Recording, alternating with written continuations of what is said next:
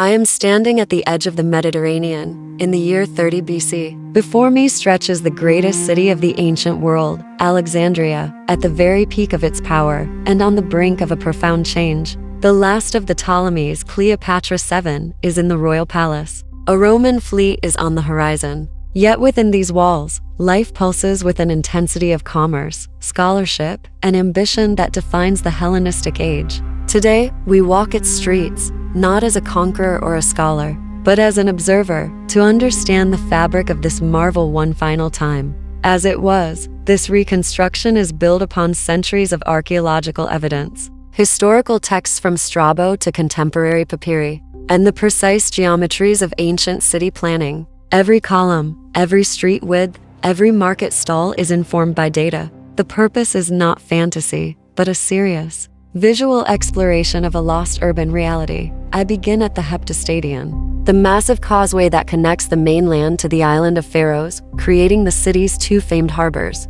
To my left is the Great Harbor, a forest of masts from Cyprus, Rhodes, and Rome. The air is thick with the smells of salt, damp timber, and spices being unloaded from a sleek Nubian ship.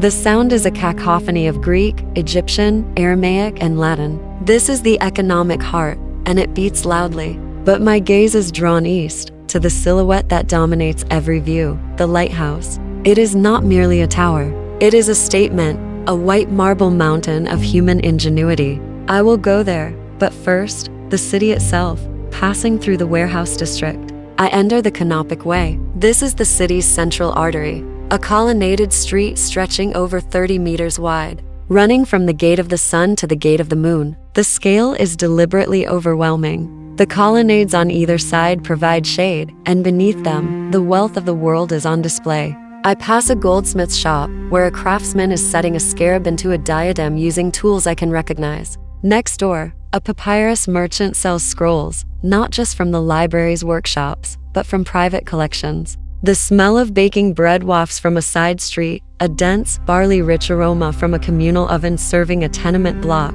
I turn onto a narrower street, leaving the monumental grandeur for residential life. The houses here are multi-storied, built of mud brick and timber, their walls painted in ochres and blues. Through an open doorway, I see a courtyard with a small fig tree. The city planning is a rigid grid, a legacy of Alexander's architect Dinocrates. But within that grid, life is densely layered, noisy, and intimate. I hear the chatter of children, the clang of a coppersmith, the distant splash from a public fountain. This is the lived-in city, where the theoretical perfection of the plan meets the vibrant, messy reality of its 500,000 inhabitants. And now, I arrive at my true destination, the Royal Quarter. The buildings here shift from painted brick to polished granite and marble. And among them, nestled within the palace complex, is the heart of the city's legend, the Great Library and its companion, the Museum. I do not see a single monolithic temple to knowledge as later imaginations would paint it.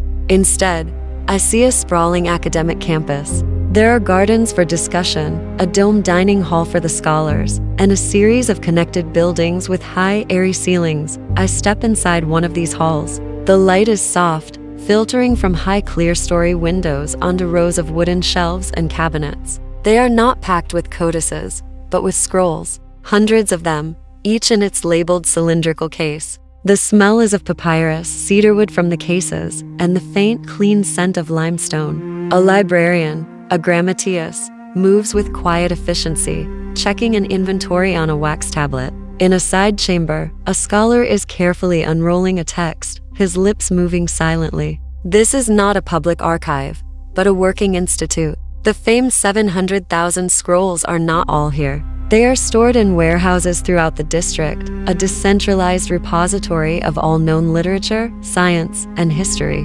The goal was comprehensive, an attempt to collect and categorize the entire world's knowledge under one roof, or rather, one royal patronage. The atmosphere is one of intense, quiet concentration, a stark contrast to the chaotic energy of the market. Yet, this institution exists at the pleasure of the crown. Its fate is inextricably linked to that of the woman in the palace nearby. Leaving the quiet of the library, I make my way back toward the harbors, drawn by the ever-present lighthouse, the Pharos. As I approach its base on the eastern tip of the island, its scale becomes almost incomprehensible. It is a three-tiered giant, a massive square base, an octagonal middle, and a cylindrical top, crowned with a colossal statue, likely of Zeus or Poseidon. The stone is not pure white up close. It is a bright limestone, gleaming in the sun, fitted with such precision, the mortar lines are nearly invisible. I ascend. The ramp within the base is wide enough for donkeys to bring fuel for the fire.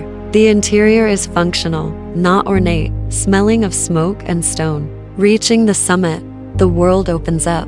The view is the point. To the west, the entire city grid is laid out like a geometric diagram. The Canopic Way, a razor-straight line cutting through it. The harbors are patterned with ship wakes. Beyond, the green ribbon of the Nile Delta meets the tan of the desert. At night, a great polished bronze mirror would amplify the fire's signal, a beacon visible for 30 miles. This is not just a lighthouse. It is the ultimate symbol of safe arrival, of Egyptian Ptolemaic power, guiding the world to its doorstep. The keeper here, a state-employed priest of sorts, has one of the most important jobs in the Mediterranean, maintaining this flame. His world is one of wind, height, and absolute responsibility, descending back into the city's fabric. I seek a different pulse, the theater, carved into a hillside near the palace. Performances here are civic events. I can hear the strains of a kithara and the trained voices of actors practicing a scene from Menander. Nearby, in the gymnasium, young men of the Greek citizen class train, their bodies oiled and gleaming.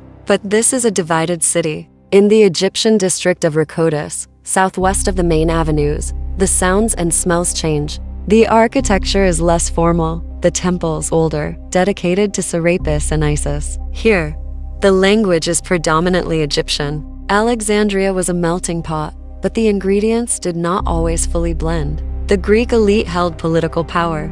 The Egyptian majority provided the labor and maintained their ancient traditions. This tension is the undercurrent beneath the dazzling surface, and this brings us to the turning point, the very reason 30 BC is so pivotal. The city I am walking through is arguably at its architectural zenith, but its political world is ending. The Roman Republic, after a century of influence, is now at the gates. Cleopatra's alliances with Julius Caesar and Mark Antony were attempts to preserve Egyptian sovereignty within the Roman orbit. They have failed. The knowledge in the library, the light from the pharaohs, the wealth in the harbors, all of this is about to transition from the assets of an independent kingdom to the prized possession of a Roman province. The decline of the library will be slow, a death by 1,000 cuts of neglect, funding cuts, and eventual fires. The lighthouse will stand for centuries, but its purpose will subtly shift from a symbol of Ptolemaic glory to a wonder of the Roman. Then the Arab world, standing again at the harbor as the sun begins to lower.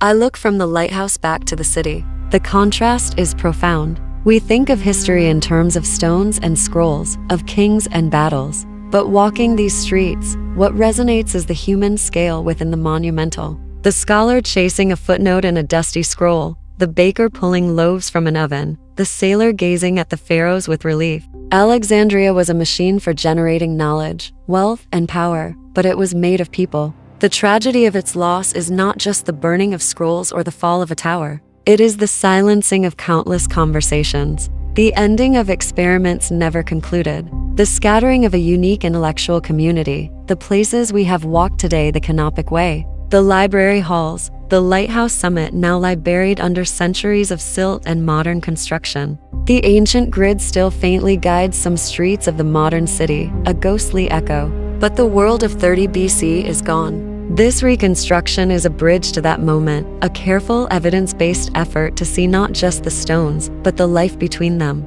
It is a reminder that our cities are more than their plans. They are the fleeting, vibrant gatherings of humanity that inhabit them. And perhaps in understanding Alexandria at its end, we understand a little more about what we build, what we preserve, and what, inevitably, we lose to time.